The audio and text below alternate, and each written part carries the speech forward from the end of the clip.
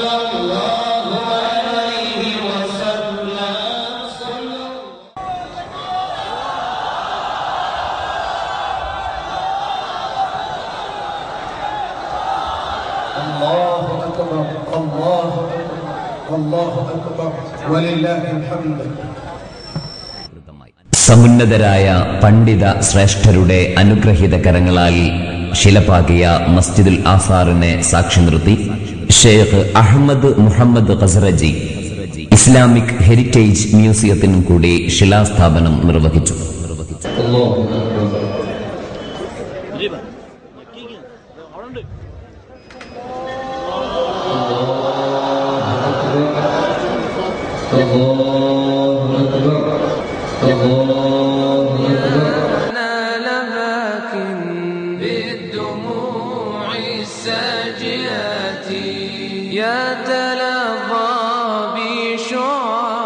തീരം തേടും തിരികളെപ്പോലെ ഒഴുകിയെത്തിയ തക്ബീർ ധ്വനികളുടെ മർമ്മരത്തിൽ ഡോക്ടർ അഹ്മദ് മുഹമ്മദ് ഖസറജി കാലവും ചരിത്രവും കാതോർത്ത ശബ്ദം മുഴക്കി.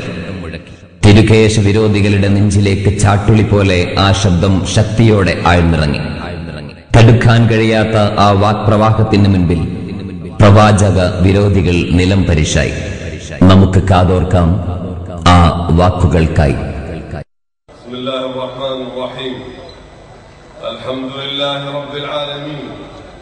والصلاة والسلام على سيد الأولين والآخرين سيدنا ومولانا محمد وعلى آله وصحبه لا سيما الأنصار والمهاجرين ومن تبعهم بإحسان إلى يوم الدين.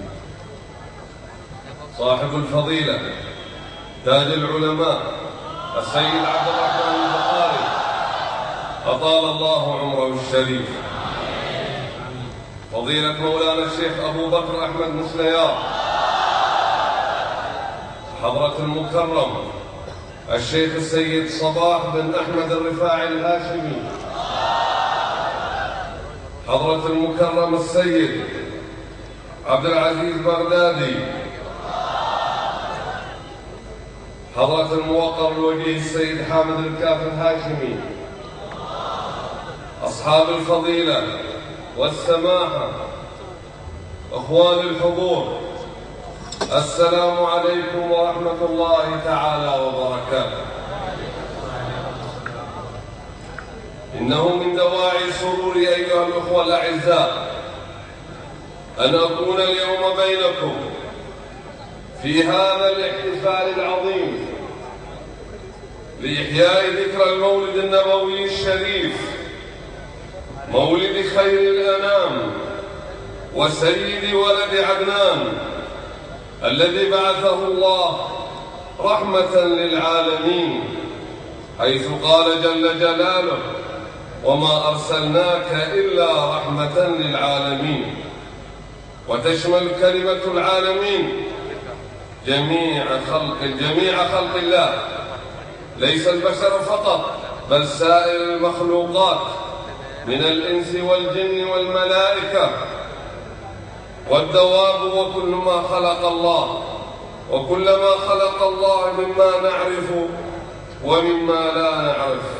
صلى الله عليك وسلم يا سيدي يا رسول الله وعلى آلك وصحبك أجمعين. ലോകം മുഴുവൻ റഹ്മത്തുൽ ലിൽ ആലമീനായ റസൂലുള്ളാഹി സ്വല്ലല്ലാഹു അലൈഹി വസല്ലമ തങ്ങളുടെ മൗലിദ് ആഘോഷിക്കുന്ന ഈ വേളയിൽ ഞാൻ ഇവിടെ നിങ്ങൾ അഭിമുഖീകരിക്കുമ്പോൾ എത്രമാത്രം സന്തുഷ്ടനാണെന്നോ അത് ഒരിക്കലും പറഞ്ഞറിയിക്കാൻ തന്നെ സാധ്യമല്ല. റസൂലുള്ളാഹി സ്വല്ലല്ലാഹു അലൈഹി വസല്ലമ തങ്ങളെ അല്ലാഹു തആല ഈ വിശ്വപ്രപഞ്ചത്തിന് മുഴുവനും അനുഗ്രഹമായിട്ട് നിയോഗിച്ചു എന്നാണ് പരിശുദ്ധ ഖുർആൻ പറഞ്ഞത്. മനുഷ്യർക്കും ജിന്നുകൾക്കും മലക്കുകൾക്കും എന്നല്ല ഈ പ്രപഞ്ചത്തിൽ എന്തെല്ലാം അടങ്ങിയിട്ടുണ്ടോ അവർക്ക് മുഴുവൻ അനുഗ്രഹമായിട്ടാണ് അല്ലാഹു സുബ്ഹാനഹു വ തആല റസൂലുള്ളാഹി സ്വല്ലല്ലാഹു അലൈഹി വസല്ലമ തങ്ങളെ നിയോഗിച്ചിരിക്കുന്നത്. كما يسعدني أن أمثل الأنصار من أبناء قبيلة الخزرج والأوس، أبناء أنصار خير البرية صلى الله عليه وسلم في مختلف العالم في هذا الاحتفال العظيم المهيب. നിങ്ങളെ ഇവിടെ അഭിമുഖീകരിക്കുമ്പോൾ ഇസ്ലാമിക ലോകത്തിന് ഏറ്റവും വലിയ സംഭാവന ചെയ്ത റസൂലുള്ളാഹി സ്വല്ലല്ലാഹു അലൈഹി വസല്ലമ തങ്ങൾ ഹിജ്റ പോയപ്പോൾ മദീനയിൽ അവരെ സ്വീകരിച്ചു വേണ്ടതൊക്കെ ചെയ്ത ഔസ് ഖസ്റജ് എന്നീ രണ്ട് ഗോത്രങ്ങളിൽ നിന്ന് വരുന്ന ലോകത്ത് പന്തലിച്ചു കിടക്കുന്ന മുഴുവൻ അൻസാരികളെയും പ്രതിനിധാനം ചെയ്തുകൊണ്ട് കൂടിയാണ് ഞാൻ ഇവിടെ എഴുന്നേറ്റ് നിൽക്കുന്നത് എന്ന് പറയാൻ എനിക്ക് സന്തോഷമാണ്. إن المسلمون اليوم في شتى بقاع الأرض يحتفلون في شهر ربيع بإحياء ذكر المولد النبوي الشريف. وقد أتيت من دولة نيجيريا وقد أقيم احتفال ضخم حضره 4 ملايين حسب تقدير قناة الBBC الإنجليزية. شارك فيه أمراء نيجيريا وأعضاء الحكومة. ലോകം മുഴുവൻ മൗലിദ് ആഘോഷിക്കുന്നു എന്ന് ഞാൻ പറഞ്ഞതിൽ നിങ്ങൾ ഒട്ടും ആശ്ചര്യപ്പെടേണ്ടതില്ല. ഞാൻ കേരളത്തിലേക്ക് നിങ്ങളെ കാണാൻ എവിടെ നിന്നാണ് വന്നതെന്നറിയാമോ? നൈജീരിയയിൽ നിന്നാണ്.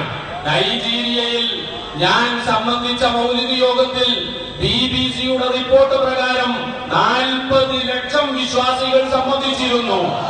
മാത്രമല്ല ആ മൗലിദ് യോഗങ്ങളിൽ നൈജീരിയയുടെ വിവിധ സ്റ്റേറ്റുകളുടെ ഭരണാധികാരികളായിരുന്നു നേതൃത്വം നൽകിയിരുന്നത് എന്ന കാര്യം കൂടി നിങ്ങളെ ഞാൻ ഉണർത്തുകയാണ്. وكنا في أبو ظبي يوم الثلاثاء الماضي نحتفل بذكرى المولد النبوي الشريف في منزل الوجيه الأخ السيد حامد الكاف. ويوم الخميس الماضي أقيم مولد ضخم في سلطنة عمان بحضوري، وقد تبرك الحضور بالشعارات الشريفة لحضرة سيد الخلق صلى الله عليه وآله وصحبه وسلم.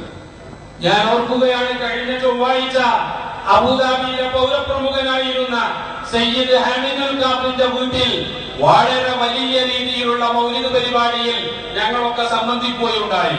അതുപോലെ തന്നെ കഴിഞ്ഞ വ്യാഴാഴ്ച സുൽത്താനത്ത് ഒമാനിൽ വളരെ വലിയ മൗലിദാഘോഷം നടന്നു. ഈ പറയുന്ന പല മൗലിദ് സദസ്സുകളിലും മൗലിദ് പാരായണത്തിന് ശേഷം റസൂലുള്ളാഹി സ്വല്ലല്ലാഹു അലൈഹി വസല്ലമ തങ്ങളുടെ ഷഅറേ മുബാറക് കൊണ്ട് വിശ്വാസികൾക്ക് ബറക്കത്തെടുക്കാനുള്ള അവസരവും കൂടി ഉണ്ടായിരുന്നു. إن معظم البيوت الكبيرة للأسر المعتمدة في دولة الإمارات ودول الخليج العربي يقيمون الاحتفال بهذه المناسبة العظيمة طوال شهر الربيع كل يوم في بيت. അറബ് രാജ്യങ്ങളിൽ യുഎഇയും അതുപോലെ തന്നെ മറ്റുള്ള മുഴുവൻ അറബ് രാജ്യങ്ങളിലും പൗരപ്രമുഖരായ മുഴുവൻ വിശ്വാസികളും റബീഉൽ അവ്വൽ 1 മുതൽ അവസാനം വരെ വ്യത്യസ്ത ദിനങ്ങളിലായി അവരുടെ വീടുകളിൽ ഗംഭീരമായ രീതിയിൽ തന്നെ മൗലിദ് ആഘോഷം നടത്തി വരികയാണ്. كما إني أتشرف أن أقيم احتفالا بهذه المناسبة جريا على عادة سيد الوالد الإمام الشيخ محمد الخزرجي وأسلافنا جميعا. قد يكون هذا المولد الأكبر من نوعه بعد المولد الرسمي الذي تقيمه حكومة أبو ظبي، وفيه جائزة البردة الشريفة في مدح النبي صلى الله عليه وآله وصحبه وسلم. ലോകത്ത് അബുദാബി ഗവൺമെന്റ് ഏറ്റവും വലിയ മൗലിദാഘോഷം നടത്താറുണ്ട്. ജായിദത്ത് ബുർദ എന്ന പേരിൽ ഏറ്റവും വലിയ ബുർദ അവാർഡ് ആ മൗലിദിനോടനുബന്ധിച്ച്